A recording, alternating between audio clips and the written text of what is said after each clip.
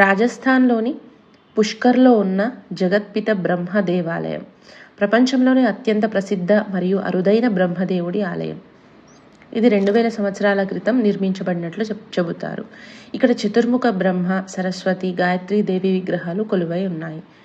పుష్కర్ సరస్సు ఒడ్డున ఉన్న ఈ ఆలయం కార్తీక పౌర్ణమి నాడు ప్రత్యేక పూజలకు నిలయం.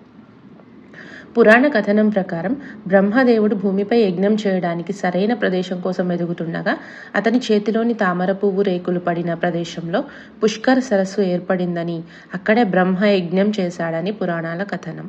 ఈ ఆలయం 14వ శతాబ్దంలో నిర్మించినప్పటికీ దీని మూలాలు 2000 ఏళ్ల నాటివి. పాలరాయి మరియు రాతి పలకలతో, ఎరుపు రంగు శిఖరంతో, హంస చిహ్నంతో ఈ ఆలయం నిర్మితమైంది. ప్రపంచంలోనే బ్రహ్మకు అంకితం చేయబడిన అతి కొద్ది దేవాలయాలలో ఇది ప్రధానమైనది మరియు అతిపెద్దది. ఇక్కడ బ్రహ్మ తన భార్యలతో కలిసి దర్శనమిస్తాడు.